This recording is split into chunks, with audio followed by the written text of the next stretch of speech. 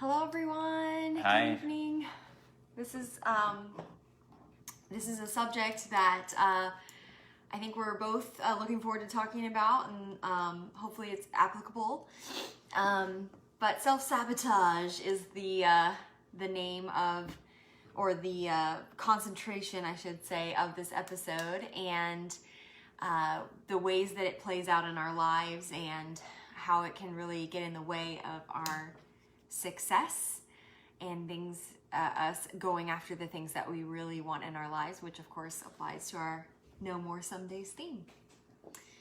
So you ready to just jump in and go for it? Sounds good. All right. So one of the first things that we thought of with this particular topic was it's great to have momentum and to jump in and be like, yes, I'm gung-ho, I'm going to do this thing, I'm going to go after, I'm going to eat this way, I'm going to exercise, I'm going to, be consistent in building my business or in doing things on social media, whatever it is. And then we hit this wall sometimes. Maybe we hit this moment of, we've got some momentum going, and we let our foot off the gas. We kind of relax and we're like, oh, well, I can take it easy. I've been working really hard. Mm-hmm. I've been pushing a lot. Yeah. And that kind of gets in the way of like us really going after the thing. Yeah, I think we get, once you start, maybe you've seen some success, you've hit a few milestones in your goal, then it's easy to lean back and think that you have it all figured out, or that you're going to continue, like you said, that momentum is going to continue naturally, whereas there's ups and downs to kind of all of our goals. There's going to be peaks and valleys even when you're going after a certain thing. And if we just relax too much, then it's very easy to quickly lose that if we don't keep the constant pressure on. I mean, it's the same. I mean, just the natural example. There's a reason the saying is keep your foot off the gas, is because in a car, don't take your foot off the gas. Right. Yeah. In a car, if you take your foot off the gas, then eventually you're going to slow down. Right. Exactly. So, it's the same way with our goals. So one thing that I think of too with relaxing and taking your foot off the gas is like, why do we do that? Like, what is our thought process, whether consciously or subconsciously? And for me, things I think about with that are like, oh, well, I've already really got the momentum going. I've already really got this milestone, hit or whatever. It's not really important that I get to where I'm going right now because I've got all these other things going on, or like somehow we talk ourselves out of, or like justify, you know what I mean? Mm-hmm. And I'm sure I'm not alone in that. Like we all do some version of that, I think, at some point. I can even think of times when like in school I was doing something, or I was going after something with violin, and I'm tired, and I deserve a break. Not to say that we don't deserve breaks, but I think there's a whole subconscious or even conscious side of thinking and like justifying. I don't know. Do you experience that, and what does that look like for you? I think for me, I know we talked about this yesterday, and I think this is kind of a category of that is we convince ourselves that we have more time. Maybe we're going to talk about that in a minute, so I don't want to go into that in too much detail. Yeah. But I think part of it, that is when we relax and think, well, we'll get to this later, or maybe we haven't really, haven't prioritized it enough, or like you said, we're juggling other things. Right. And then you really have to question, is this really something that I want? Or is this something that I need to just drop for now until I pick it up in the future, instead of just going at it halfway? Because I think, well, does perfectionism play in that? Because I kind of think about that too. Like, well, because I'm not doing this perfectly, I don't really need to do this right now, and so we put it off, and we, I don't know. I mean, I think perfectionism is a whole nother discussion. Maybe there are different sides to the same coin, but I think if anytime that we tend to relax, we've kind of bought into that we're still making progress, or we're still going to get to where we need to go with less effort than it took to get to a certain point. We sort of forget that it took a certain amount of effort to get started and get going, Right. And then that's going to take even maybe more effort. You know, a lot of times, you know, it may be easier to get started. There's that initial push, but then there's going to take another level of dedication, another level of intention, another level of time commitment. Right. That it's going to take to get to where we really want. Yeah. Yeah. I mean, I think all of those things are good to just take in and keep in mind, even with this one particular aspect of self-sabotage, or one particular way that we can self-sabotage. What about overconfidence? You know, we go into something thinking like, I got this, I'm good, and we kind of shoot ourselves in the foot with that. Yeah, I think that can be really, really dangerous. Of course, we want to have confidence, we want to have belief in ourselves, but right. if you get cocky and think that you've arrived or you've made it, then you're setting yourself up for a fall. You're setting yourself up for something to go wrong. And I think if we have an overconfident attitude, then we sort of believe that we already know what it takes to get to the next step, where it may take a different skill set, like we said, another level of intention to really push us forward to our end goal. And if we're overconfident, then we're probably going to be stuck where we are at and not grow any further. Yeah, I mean, this is, I think for certain people, this is a big struggle. I'm not saying that I personally haven't found this to be as big of a struggle for myself, but I know that some people, this is a really big struggle. And I think throughout this whole discussion, and correct me if I'm wrong, I think it's important to maybe identify like which one or which ones are the most, like speaking to me the most, like, ooh, yeah, I do that thing. Because I know for me, when I think about self-sabotage and I think about specific ways that I tend to do this, it's usually not just one, and it's usually something that is not super fun to hear.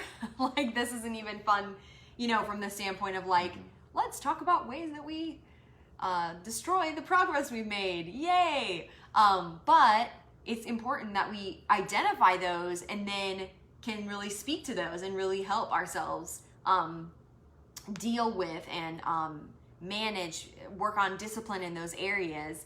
And yeah, I think overconfidence just, I can see that being a huge barrier to you really hitting your nose to the grindstone and getting the thing done, because maybe you've had quick, fast results, or yeah, I think overconfidence too can lead you to overextend. If you're talking about any kind of business where you're investing money, it can lead you to overextend yourself. It can lead you to making mistakes and not being humble. And so you're like you said, maybe you've entered into a situation where you've had some initial success, and then you think you already have it made and you already know everything, and then it's gonna backfire if you're not humble enough to seek out mentorship, to seek out different ideas of how to do it.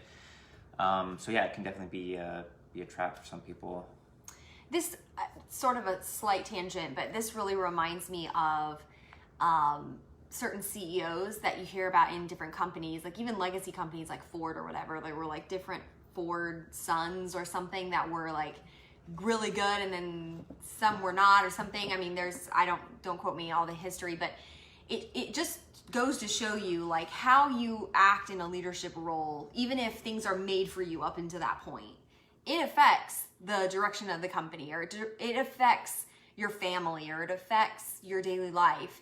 And I think we want to maybe look at how like even our country has been built on and been given us so many opportunities and freedoms and whatever else, and how it's been established, that sometimes I think the temptation is to take it for granted and to say, well, I've got it all together, instead of seeing how we can continue to make progress on whatever level it is, personally, in a company, as a country, etc. But I just was thinking about this concept of like, it really goes to show you that each leader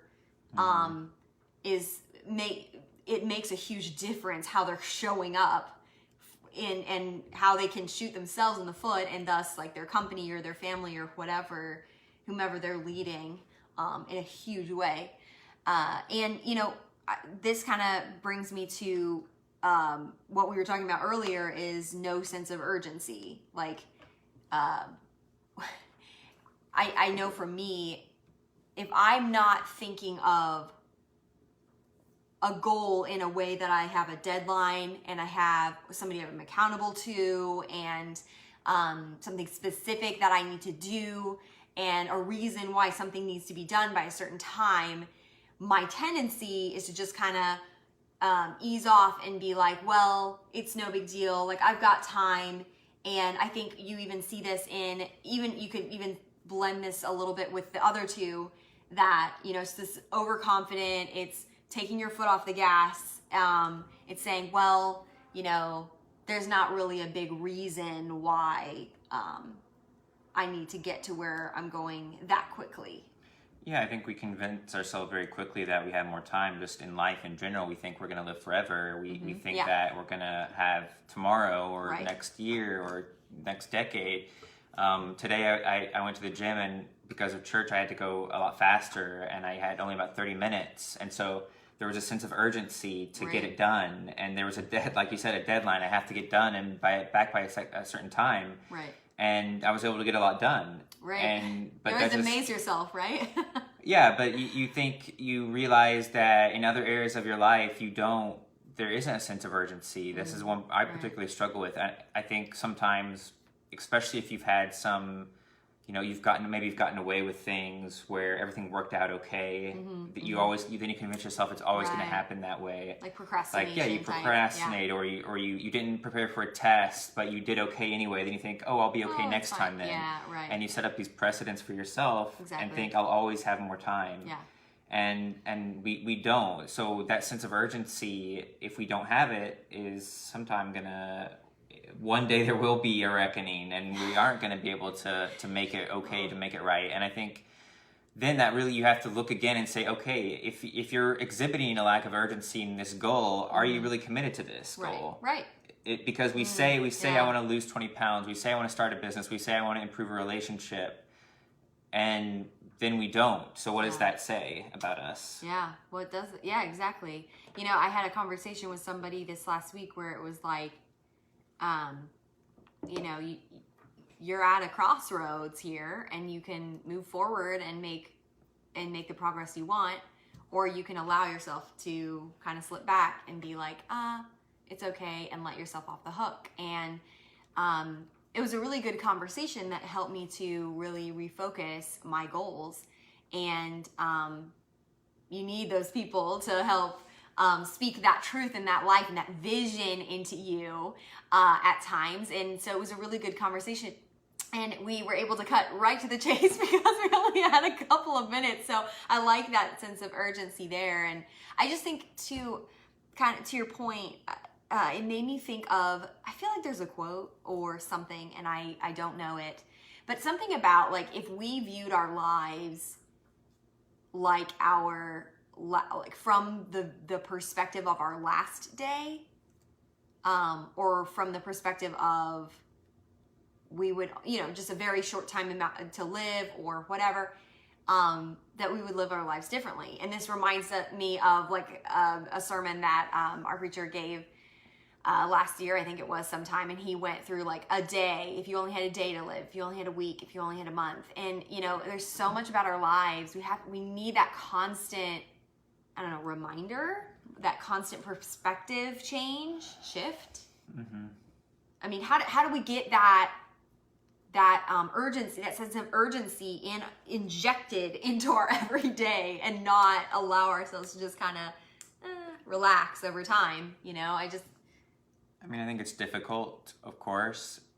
It's difficult if we leave it up to ourselves, because we make excuses, where we negotiate our goals, like we've talked about. We put things off, and I think there has to be a way that we set up systems and bring other people into the discussion that are going to hold us accountable, and have that some way to enforce that urgency, to where there is our deadlines that there's a consequence to, because I can make up a deadline all day, and if there's no consequence, then, and nobody else knows that it's a deadline except me, then I can let myself, like you said, I can let myself off the hook very easy. Yep.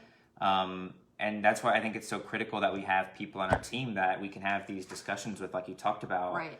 that want what's best for us and know that what our goals are. Right. And then it's going to help us achieve those and can push and pull us in the right direction. Sometimes we need a push. Sometimes we need to be pulled in and given a hug or affirmation somehow, or to, you know, and they have to be in tune with each other so that we can do that. Right. And I don't know how many of us have that. You know, I could guess, but I don't know. Yeah. And so I think those systems are really important, because otherwise we're just going to continue on as we have. And like we've talked about, I think you can probably overcome a lot of these on your own, but it's going to take a lot of work. So why not make it a lot easier? Make it your success a lot more guaranteed, a lot easier than what it has to be. Because these things are very difficult to battle on your own. If you are really ambitious and you're wanting to achieve and achieve these goals, then it is going to be more difficult if you try to tackle them on your own. That's a really good point. I've been finding that out big time for myself, and just having I have some friends that we say we're holding our feet to the fire, and we're really trying to keep ourselves and hold ourselves accountable, and having that accountability is huge, a huge piece. And you know, when we lose our way and we lose our drive, we need somebody there. And so that's our next one. You know, sometimes we lose the faith that we had when we started out, the belief that we had. There was a conversation, I think we alluded to it last year in one of our initial talks. You know, when we first got going with this whole idea of moving to Florida and having 2 homes, and what that was going to look like, it was a very scary time. Not like from the sense of like a tiger was chasing us, but like it was just a very uncertain, somewhat stressful time, and we just anxious feelings, and we had to have a lot of trust that things were going to come together in the right timing. And there were times where we wanted to turn back. And so it's like those moments of where we lose faith, and it doesn't have to be forever. It can just be a moment, or it could just be a time. I think that's something that's important to keep in mind, that it doesn't have to be forever. If we've lost our faith for that moment or that day or that week, that doesn't have to be forever. But having things in our life to consistently build our belief in our goals and the fact that we can achieve them, that we can go after things, that we can get to where we're going. I think that is sometimes our own, what's the word that I'm looking for? Our own self-doubt creeps up so much that we don't allow the good things to come in, because we have we've allowed these seeds of doubt to take such hold and root in our hearts and our minds. I mean, I think there's a lot of reasons for that, and that's why we have to work so hard for that positive self-talk, those affirmation. What is the source? Where are we getting our information that we're putting into our minds? Right. Whether it's what we're reading, listening to, who's speaking to us, the examples we've seen. Right.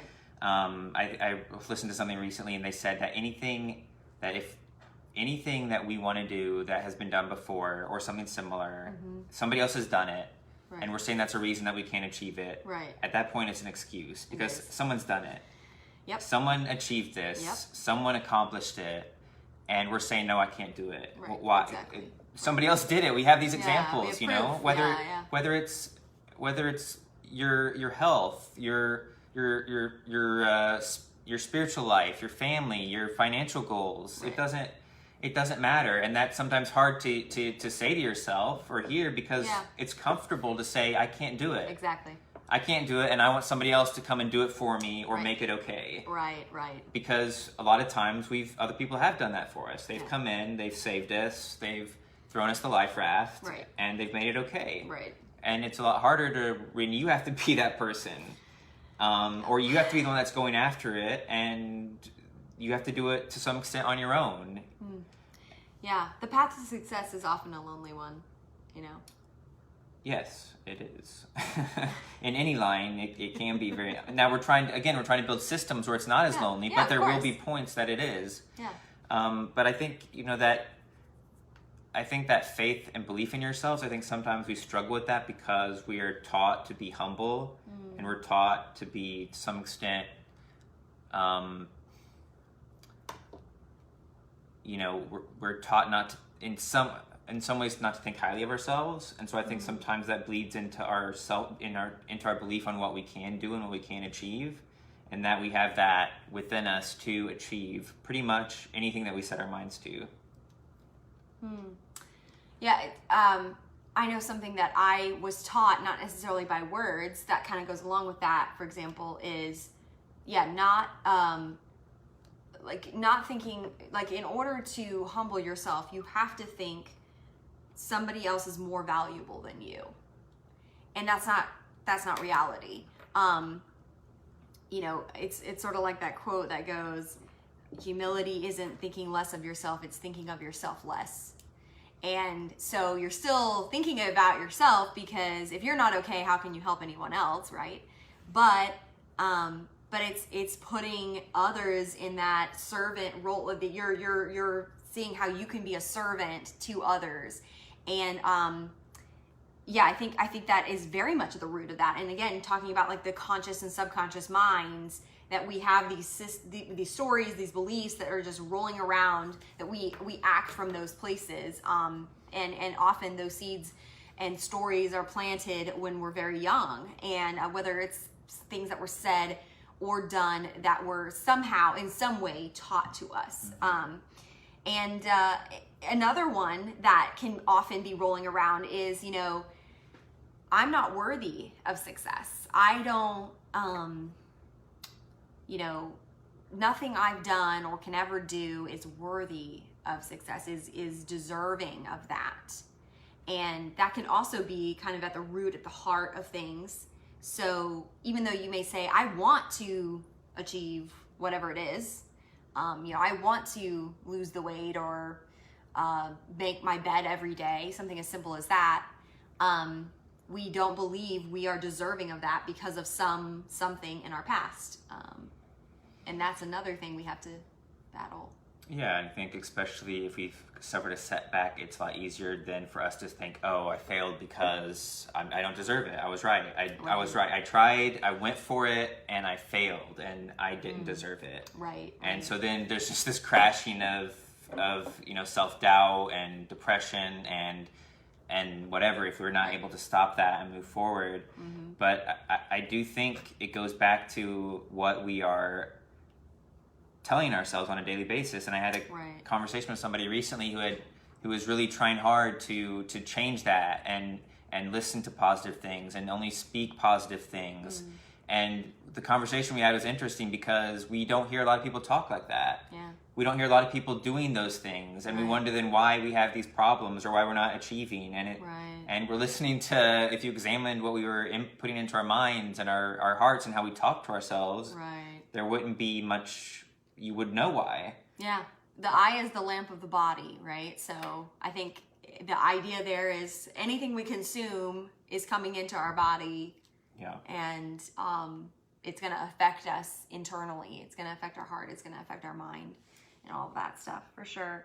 And, again, kind of going back to some things that we've already said is, it's comfortable to stay where we are. It's comfortable. We may say, oh yeah, of course, I would, if I could work a job where I could be making $1 million, I would totally do it. But would you really? Like, that's the thing, is a lot of the time, there's maybe, sacrifice and all these other things, of course, but a lot of the time we're comfortable where we are with the friends that we have, with the routines that we have, and the ways that we're either disciplined or not disciplined. We're comfortable with, our level of success where we are already. Oh, well, this is good enough. I'm okay. It's interesting. There's that quote that says, like, if your why needs to make you cry, right? And I know a lot of people have really a polarizing views of this. Like, I have a friend who's like, that's bogus, it doesn't have to make you cry. But anyways, there's a guy named Anthony O'Neill, who is one of the Ramsey personalities, and he was saying this the other day. He likes to say this quote a lot. It's similar, but it's, if your why doesn't make you cry, then the pain of regret will. And I thought that was an interesting way to look at that. You know, if your why doesn't make you cry, then the pain of regret will. And so a lot of the time, we're looking at something from a forward-looking view, right? We're looking at it from where we are now and seeing, okay, I'm okay, like I've got time, or I'm comfortable, instead of, again, kind of looking from the backward view of how am I gonna feel on my last day if I don't do this now? You know, I don't know. That's just something I was thinking about.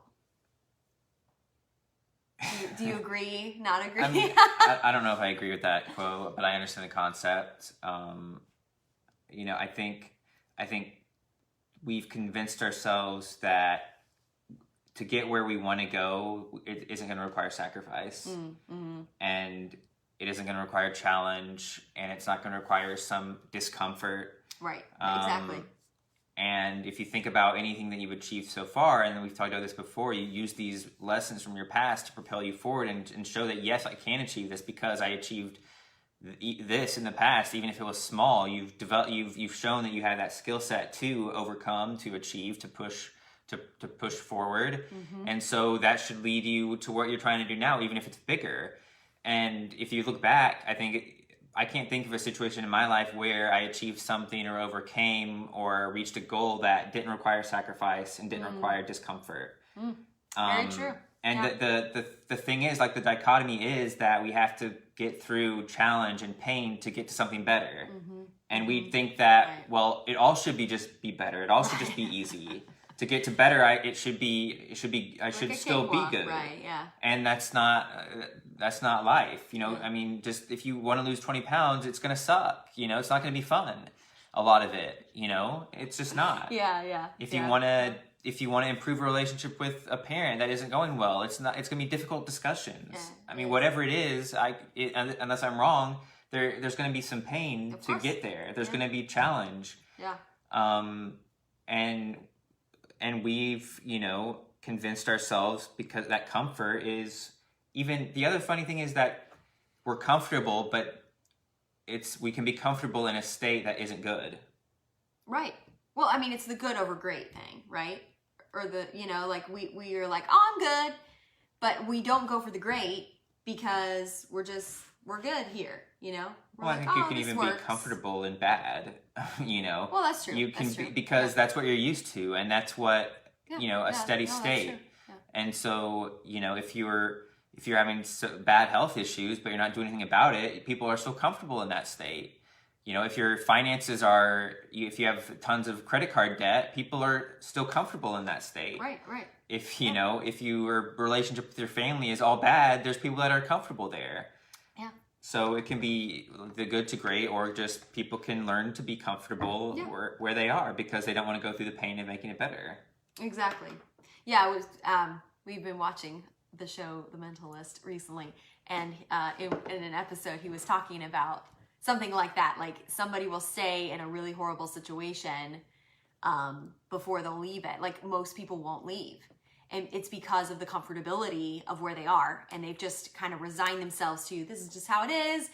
It's just too much to try to deal with this. You know, one time, I can't remember if I've told this before, but I was in a doctor's appointment, and I used to see this woman who she was like, I think in her late 50s, something like that at the time. Anyways, she retired a few years into me, you know, seeing her as a doctor. But she would always ask me, you know, I'd be bringing in books and stuff, and she, you know, to read while I was waiting.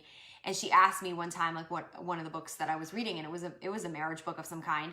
And so she was like, she already told me the reason why she couldn't, you know, I just said what it was. She just asked, and I said what it was. And she already told me the reason, you know how it goes. Like, you'll tell somebody, oh, this is what this is. And they already tell you the reason why it's not a fit for them. And so she goes, oh yeah, I don't, you know, my husband and I, we've been married for like 40 years. So it is what it is. And I felt very sorry for her in that moment. Not to say that she's like a bad person or that her marriage is terrible, but so often in life we resign ourselves. We think, oh, it's just too late for me. I'm 30 and I can't learn how to play an instrument. That's such a lie. You're just telling yourself that because, I don't know, to stay safe, to stay comfortable. And we do the same things. Like, we say things to ourselves, and I'm saying we, and we put ourselves in these horribly, like, even if it's really uncomfortable situations where we say, oh, I'm comfortable, I'm good, and we're really not. And one thing I think is really important to think about too is, I think I would encourage you guys to do is, and I need to do more of this, is I always know when I write down, and maybe you feel the same way, when I write down like ways, like things that I've achieved, things that I've done in the past, and then like obstacles I've run into when I've gone after those things or when I've done those things, you know, even if it's not like you won an award, like maybe you just accomplished getting your driver's license. I don't know, whatever it is. I failed mine 3 times, so you can understand why I might say that. But you know, like different challenges and things that you faced in that, seeing how you overcame that, and then what you had to sacrifice, was it worth it? Like, are you glad you have your driver's license now? Like, probably yes. You know, like, I doubt that you're going to be mad about that, you know? There's a lot of the things that we've done in life, you know, maybe you graduated from college or high school or whatever it was, that you're still glad that you did that thing, even though you had the pain of sacrifice and all of that going through it. So one thing that making these changes and getting outside of our comfort zone, that's that resistance that we feel, requires of us is to maybe change our friend group or our influences. And I love that you talked about that earlier. You know, who is speaking into your life? And we are often afraid of the naysayers. We're afraid of the people who are saying like, well, you're gonna have 2 homes? That's ridiculous. Or you wanna, you know, own a bunch of real estate? Well, that's just ridiculous. Or you wanna start a network marketing business? Well, that's just ridiculous. You know, we're so afraid of what people might say about us that we take it as our own, like we're shooting ourselves in the foot again by listening to that and believing that and living out something somebody else wants for us. Yeah, and I think, you know, if your friends would give you that kind of feedback on whatever your goal is, then that tells you what you need to know already. You know, not to say you can't be kind to them or whatever, but just like a lot of times our friends are friends because of proximity, because we grew up with them, we went to school with them. Right. They were the same age group as us. Our parents were friends, so we were friends with their kids. Right. And we just stick with those people. Right. And that's it. And you know, that's not a good way. You know, our friends, our group is so important. Yeah. Our tribe is so vital.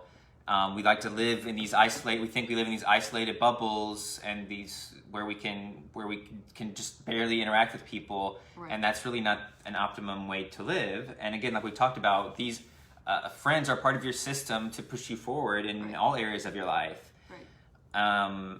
And so, yeah, whether it's your friends or the naysayers or your family members or your peer group, you know, if you begin listening to their distractions and them telling you why you're not going to achieve it, or why it was dumb for you to go after that, or why they're not even going after their things, and they're not ambitious, and they're not striving for anything in their life, even if they're not attacking you, it's going to have an effect. Oh, for sure. It's going to influence you. And it reminds me, this friend of mine shared this post the other day, and I shared it on my Instagram stories, and it was something to the effect of, why would you follow somebody someplace they've never been?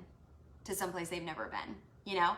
Like, if they are telling you, like, it can never be achieved, all this stuff, it's like, well, because they likely have never been there. So you need to go and seek out people who have been to where you're going and find that relationship. And I just want to speak really quick. We had a comment from Sarah about being content. And I do think that that's, of course, really important. We're not trying to say that being content isn't important.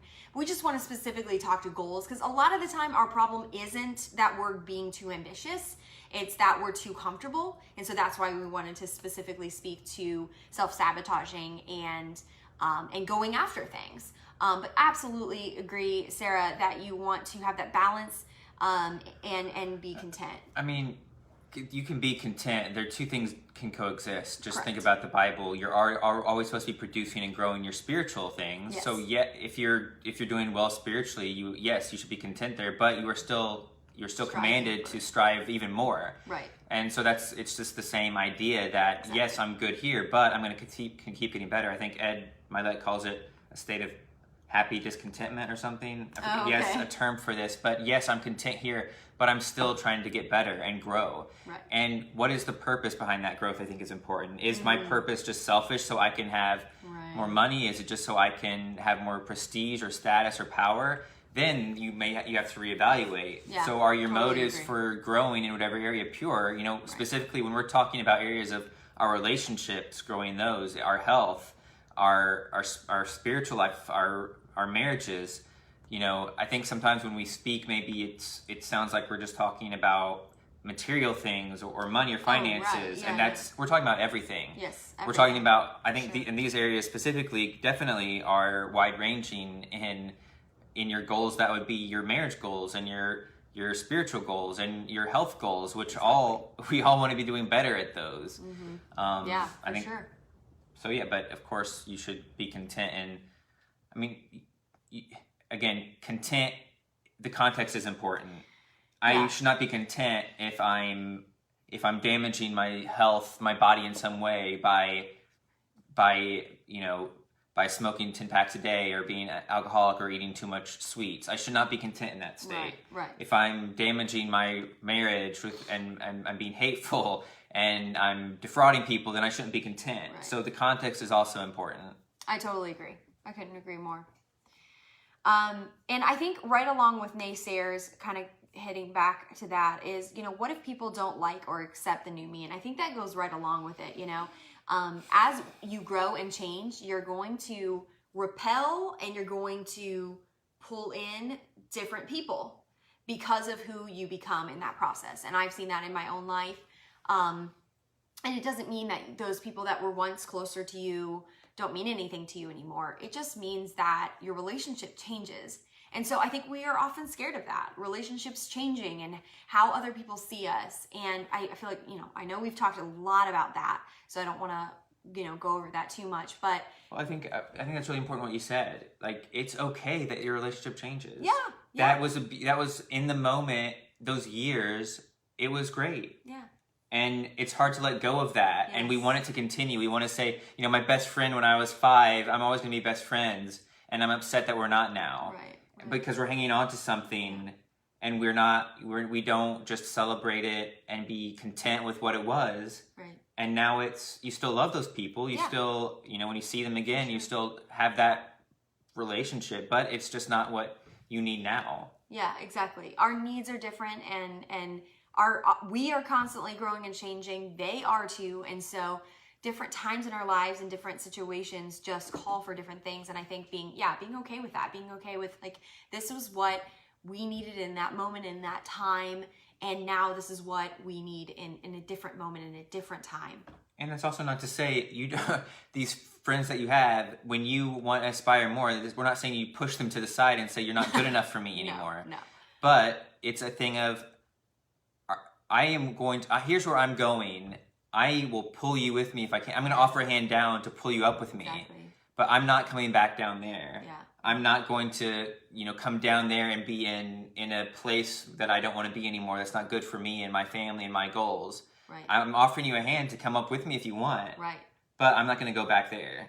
Yeah, I think that's such a good analogy.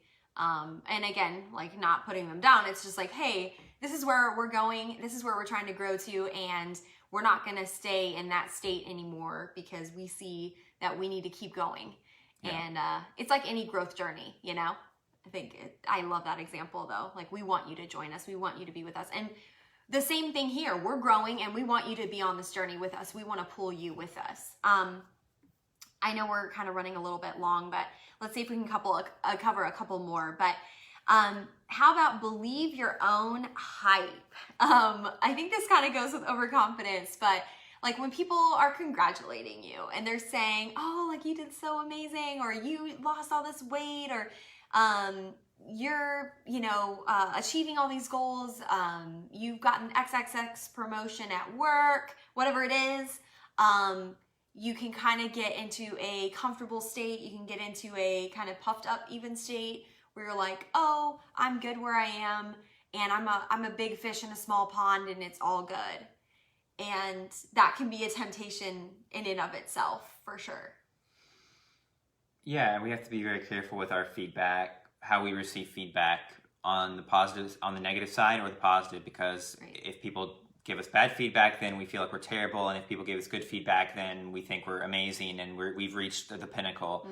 And we just have to take it for what it is. Be thankful when you get good feedback, be appreciative, but we can't let that just take us. We have to be doing the thing for ourselves, for our own reasons. Our own reasons have to be bigger and more powerful and stronger than our whys, than our whatever people are saying, whether it's good or bad. Right. Like our whys can't be the reason why we're gonna, or our the laud and appreciation from other people can't be the end of our going for things.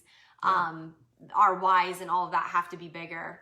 It reminds me of a girl who she was building an Arbonne business to reach a certain goal, and once she reached that goal, she kind of lost her way because she had reached it. And so it always like reminds me that, like, and I mean, that's fine. That's her, prerogative. She ended up, going in a totally different direction. But the idea is that if you want to continue on a path, you've got to continue to make your why bigger and bigger and bigger, because otherwise then once you reach that thing or, whatever, and then you, or maybe it's you, whatever it is, and you get all this praise and like, oh, this is so great or whatever, then it can be a temptation to just kind of let things go and not keep going on the journey. Okay, how about what will I have to change in order to reach this goal? Like what about me do I have to change? Maybe I have to sacrifice some things that I don't want to sacrifice. Or maybe I have to get really, really uncomfortable, and that's really hard. I know that's a temptation for me. So I have to sacrifice, usually ego is a huge one. Like we have to sacrifice some sort of perception of ourselves that is, or being willing to be in these situations where we might be humiliated or have to be really humble, and that can be really tough. Yeah, it depends. I think this kind of occur when you've gone a few steps down the road to your goal, and then you start to realize what this is really going to take. That maybe, the story in the Bible of counting your costs before you enter into an engagement. Like maybe we didn't do all of the prep work, and now we're in it, and now we're like, if I really want to do this, it's going to actually take more than I thought it would. I'm actually going to have to change. I may have to change my peer group. I may have to change some of the dynamics of my relationships. I may have to go to bed a lot earlier and not watch those TV shows at night that I love to do, so I can get up in the morning and do the things that I say I want to do. It could be a ton of things, but yeah, it's once you realize that, once it hits you that, okay, this is going to take something more than I thought it would, then that can sabotage our goals, because maybe we're not either. Then we have to decide, am I really willing or am I not willing to pursue this goal? Yeah, I think, it's so much a mind game. And one thing that's been helping me to get out of my head in this particular area, and I just thought I'd throw it out there, is thinking about what's my bigger why, like, or what am I not considering when I put this, like, chain around myself and self-sabotage in this way. So like, I'm worried, let's say, that people aren't going to accept me and that they're going to say things about whatever it is, and they're not going to like me. And so what is it though that I'm going to be doing that's going to be good and that could be more powerful than the thought of somebody not liking me or whatever, wanting to have anything to do with me, or rejecting me somehow. You know, what's the good that I can be doing? What's the positives, instead of just we focus on that negative side of things and just let that dominate and rule us, and just that emotional side. We follow that emotion, instead of thinking about it a little bit more logically and going, hey, what are the good things? Like, what are the things that I can be doing as a result that'll be good for going after my dreams? Okay, so then the last one is exactly what I was just talking about, and that's emotional discomfort. And I think so many times for myself, I've allowed how I'm feeling emotionally to totally rule and dominate things, and I completely just brutally wipe out a bunch of things that I had built. And I don't know if you experience this, but I know for me, this is so true. And I've allowed so much about how I'm feeling that day, whether it's physically or whatever, to rule, you know, my emotions get influenced, and I let it completely rule what I'm doing. And it just gets me off track. And I think, oh, I can't do anything because I just don't feel good, you know? Yeah. Or I'm just too overwhelmed. I can't even touch it, you know? I don't know about you, but that's like huge, huge stumble. Yeah, I think our emotions are always, we've talked about their guideposts. We need to pay attention to them, but that they shouldn't determine our actions. And so that's why our systems are so important, that, you know, it doesn't matter that I don't feel like doing it. I said, I'm doing this at this time, so I'm going to do it. I'm going to do 30 minutes. I'm going to do the hour. I don't want to go work out today. Well, I said I'm going to work out today, right. So I am working out today. Right. You know, whatever it is, these systems, because the reality is, again, I've fallen into this a ton, that I feel like my self-will is going to be strong enough to do it. Right. And so I don't Right. need these systems. I'm going to be strong enough. Right. I'm going to be self-disciplined enough. And Right. it's foolishness, because we're not. We're weak. But that's why we have to be creative and Right. put these Exactly. systems in place. Yeah. It's a way to circumvent that, to play the mind game, whatever you want to call it, that's going to help us win and help us achieve. But going back to one thing you said earlier, our ego says, I can figure it out. I can do it. I'm strong enough. I'm strong enough, yeah. And we're not. We prove it to ourselves time and time again, and then we go back the next day and we do the same thing, you know? The ice cream, it's in the freezer, no worries. Yeah, no worries. I mean, I've done that hundreds of times in my life, that, oh no, I'm not going to eat it, and I'm going to eat it. Like, I will, and I know I'm going to eat it. It's going to be so good. Yeah, no. Like, even something as simple as, like, every Sunday I usually wash our sheets. And, like, I didn't have a system in place for a really long time. And so it just wouldn't happen for months and months and months. And then finally I would do it, you know. It was just, like, it was ridiculous. And so it was just, like, having that, if I have that system in place, then it's like, I know I said I'm going to do this. I do it every weekend now. And it's just a matter of, like, disciplining our mind. And I think, and I apologize if my video dies on my phone because it's low, just heads up. But I think the truth, at least for me, sometimes I have to realize, if there's a goal that I have not been accountable to anybody but myself, then I really don't want it that bad. If I have to be, I'm going to be, because at least for me, and this is what would work for me, if I tell somebody, I need you to hold me accountable for this, then at least for me, that would work. Yeah. Because I'm not going to disappoint. I don't want to disappoint that somebody person. else. And again, that person that you're accountable to is important. Yeah. But I know when I've done it in the past, then I know. And so for a lot of my goals, I don't have any accountability. So what is that? That really says that I probably don't want it that bad. If it happens, then, you know, great. But I really haven't, I'm not really totally committed to it. That's a really good point. Yeah, that's something I'm really working on, because a friend of mine and I, we've been getting up most days of the week at 7 a.m. together. Or, well, she usually gets up even earlier, but I get up around 7 a.m. and get on a Zoom, and we do some morning things, and sometimes we're doing prayer, other things, just kind of to ourselves, but we keep each other accountable because we're sitting right there. And sometimes it's work, some, you know, different things, you know, that we want to get done in the morning. And it really holds your hands to the fire, your feet to the fire. It's like, I've got to do this. I know I can't sleep in because Celeste is waiting on me. So I can't sleep in. I can't hit the snooze. And you're putting yourself in a compromising position. Yeah. Yeah. Because if you don't get on there, you're letting her down. Yeah. And vice versa. Yeah. But it takes belief, it takes strength to put yourself in that position to where you can fail. You might fail. Yeah. The outcome is not guaranteed. Exactly. And we want the outcome to be guaranteed. And you don't grow through that. Yeah, you don't. You have to step into the arenas where the outcome, you may step in there and you may lose. Exactly. And you may fail and you may look stupid. Yes. And it may suck. And we don't want to do that. Yeah. But that's what it takes to really go after what you want in any arena of life. Exactly. But it goes back to, like we said, that we don't want to believe that. We want to believe that it can be easy the whole way. Exactly. Well, somebody who's a master at something has just failed more times. You know, they've been willing and ready to fail a lot of times, a lot more times than a dabbler ever did. And I think that's a really, really good point in committing so many things we've just talked about, committing to the process and the goals and having that accountability. I think accountability is just so brilliant. But we are sorry that this has run so long, but we are just so passionate about it. So I think that's good. And hopefully you guys got some good things out of it.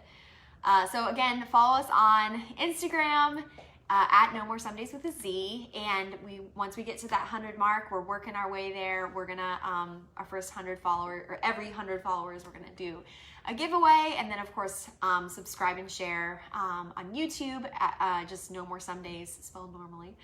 And we're just so grateful to be on this journey with you guys and to be sharing it with you and just being able to share what's on our hearts, things that we're so passionate about. And yeah, we'll see you guys next week. Have a good week.